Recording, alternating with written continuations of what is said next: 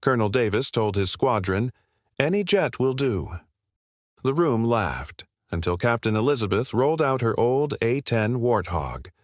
They called it slow, ugly, a flying brick. But when the exercise began, the first kill wasn't theirs, it was hers. And with every silent minute that followed, the colonel's words came back to haunt him. The hangar smelled of fuel and metal. Sunlight slipped through high windows, cutting beams across silent jets lined like sleeping giants. Boots clicked against the floor as the squadron gathered. Uniforms were crisp, faces sharp with focus and pride. At the front stood Colonel Davis, his chin high. His voice filled the cavernous space with authority. "Any jet will do," he declared. The younger pilot straightened, eager.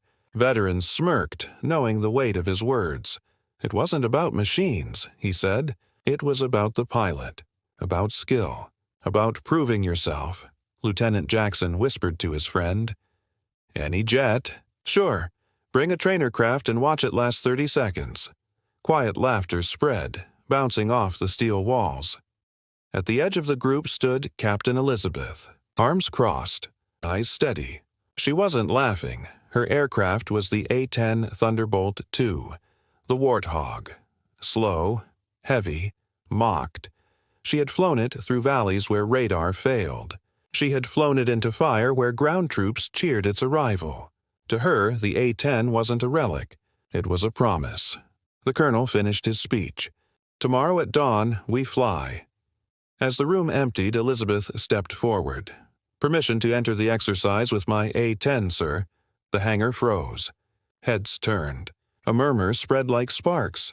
Jackson muttered, "She's not serious." The colonel arched an eyebrow. "The Warthog? In an air superiority drill?" "Yes, sir," Elizabeth said, her voice even, unshaken. "You said any jet will do." For the first time in years, the colonel hesitated. A faint smile tugged his lips. "Very well, Captain. Let's see what you can do." Laughter erupted, sharper this time. But she didn't flinch. She saluted and walked away, boots striking steady against concrete. That night in her quarters, she laid an old broken watch on the desk. The glass cracked, hands frozen at 02:47. It was her father's. He had worn it when he told her never to measure herself by someone else's clock. She closed her eyes. Tomorrow, the Warthog would answer for her. At dawn, the base would wake, and the hangar would remember her words. Morning light burned against polished fighters. The F-16s gleamed like silver blades. The F-15s stretched sleek wings, engines screaming for the hunt. At the far end of the line sat the A-10, squat, scarred, gray paint chipped by years of service. Its engines perched awkwardly above its back like ears listening for doubt. Elizabeth walked across the tarmac, helmet under her arm. Crew voices trailed after her. "She's really flying that brick?" Someone whispered. "Better bring a broom to sweep the pieces," another joked. She touched the cold skin of the Warthog, palm flat against its fuselage. It hummed faintly, alive under her hand. A young crew chief approached. Hollis, barely 20, his name tag crooked, his voice nervous. "Ma'am, you sure about this?" Elizabeth smiled faintly. "I've never been more sure." "You take care of her, Hollis. She'll do the rest." He nodded, swallowing hard. "Yes, ma'am." In the officer's lounge, Jackson leaned back, coffee in hand. "She's walking into slaughter." Laughter answered him. But Colonel Davis stayed quiet. His eyes narrowed, remembering the way Elizabeth hadn't flinched.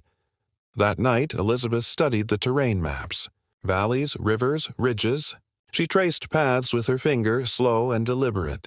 She whispered to herself, not about speed, about patience, about knowing when to strike. She placed the broken watch on her maps. The cracked glass caught the light like a scar. When she turned off the lamp, silence settled. The base buzzed with bets and mockery. But she slept steady, the hum of her warbird in her chest. At dawn, the runway thundered alive. Jets rolled forward one after another, roaring into the sky. White trails carved the morning blue. At the far end, the Warthog's engines coughed, then growled. Not sleek, not refined, but steady. Elizabeth climbed the ladder, strapped in, pulled the visor down. Her hand swept across controls, smooth as a pianist across keys. From the tower, one controller whispered, "She's really flying the Warthog." The senior nodded. "Looks like it. This is going to be interesting." The briefing had been clear. Rules set. Simulated missiles. Cannon locks. Survival was everything.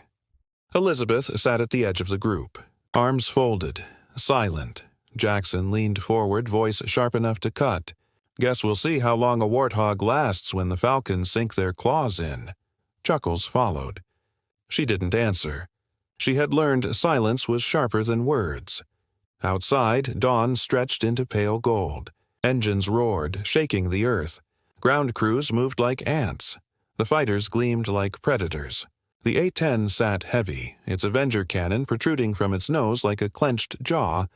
Elizabeth climbed in. Hollis gave her a nod. "Everything's green, ma'am," she smiled. "Good work, Hollis. Let's show them." From across the line, Jackson watched. "She's really going through with it," he muttered. Colonel Davis tightened his straps. His mind wasn't on switches. It was on her. Tower voice crackled, "Stand by for launch clearance." Engines screamed. Jets shot forward, slicing upward, contrails sharp against the morning sky. Elizabeth eased the throttle. The Warthog rumbled, lumbering down the tarmac. It rose, heavy but unyielding, steady as a heartbeat. From the tower, one controller whispered, "She's airborne." The senior officers smirked. "Keep watching." High above, Davis's voice came over comms. "Form into wings." Eyes sharp, Elizabeth stayed low, hugging terrain. Rivers winding below, ridges casting shadows. Her radar on passive, her jet barely a whisper against the earth. The fighters soared higher, confident. They didn't notice her carving her own path. Controllers leaned over screens. Fighter signatures blazed bright. The A-10 barely registered. "She's not playing their game," one said. "No," the senior replied. "She's playing hers." Elizabeth smiled under her visor. She wasn't here to outrun. She was here to outlast. The control room buzzed. Screens lit with grids. Controllers scribbled furiously. Jackson laughed over private comms. "Poor Reynolds won't last a minute." "Let's bag her first." "Copy that," his wingman answered. Colonel Davis cut in. "Keep it professional." His tone clipped. The exercise began. Fighters surged forward, hungry. Elizabeth hugged the ridges, weaving valleys. To the untrained eye, clumsy prey. But she wasn't running. She was waiting. "Contact. Multiple," a young pilot called. "Engage," Davis ordered. 2 F-16s dove, wings screaming. Elizabeth rolled left, dropping lower, hugging trees. Their speed betrayed them. Missiles failed to track. They overshot. "Falcon 3 and 4 missed engagement," the control room announced. Elizabeth darted into a canyon. One fighter chased, desperate. Too fast, her Warthog hugged the bend. His angle wide. Her cannon lock beeped. "Falcon 4 down," came the voice. The room gasped. "First kill." "Hers." Davis clenched his jaw. Elizabeth exhaled slow. The Warthog rumbled steady beneath her. 2 more streaked overhead. Missiles missed again. Countermeasures flared. "She's forcing them to waste fuel," one controller whispered. Davis barked, "Pull back. Form a net." But another fighter lunged. Too eager. Too late, her cannon locked again. "Falcon 2 down," the control room called. Gasps spread. 2 kills. Elizabeth's voice calm over private comms. "It's not luck, sir. It's strategy." For the first time, Colonel Davis had no answer. The sky tore with contrails and noise. Fighters dove like hawks. Missiles blinked across radar screens. Elizabeth stayed low, steady. The A-10 wasn't fast, but it was relentless. "Falcon 1, eyes on target," Jackson's voice snapped. "She's boxed." 2 F-16s swept in, scissors closing. Elizabeth's breath slowed. She whispered, "Now." Flares dropped. She banked hard into a rising slope. The fighters overshot. Her cannon lock beeped. "Falcon 5 down," The controller's voice cracked. Disbelief spread. "She's gaming the system," a pilot protested. "No," Davis snapped.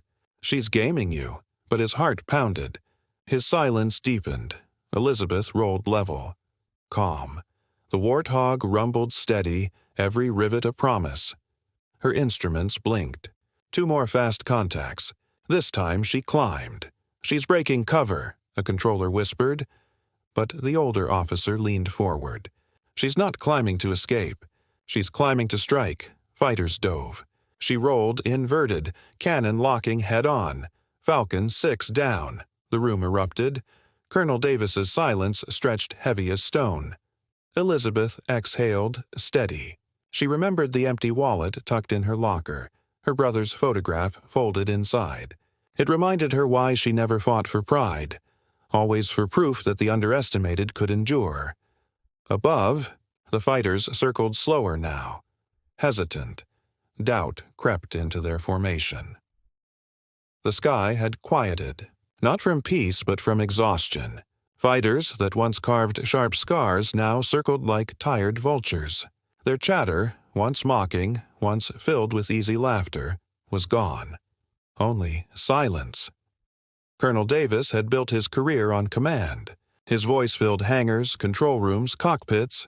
But now, as he watched Elizabeth's Warthog carve steady arcs below, his voice faltered. He spoke less, each word clipped, careful, stripped of swagger. His men noticed. Pilots sensed weakness like bloodhounds. Elizabeth noticed, too.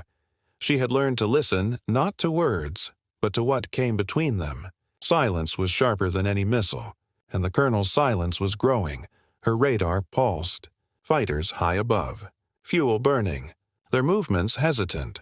They had learned not to dive recklessly.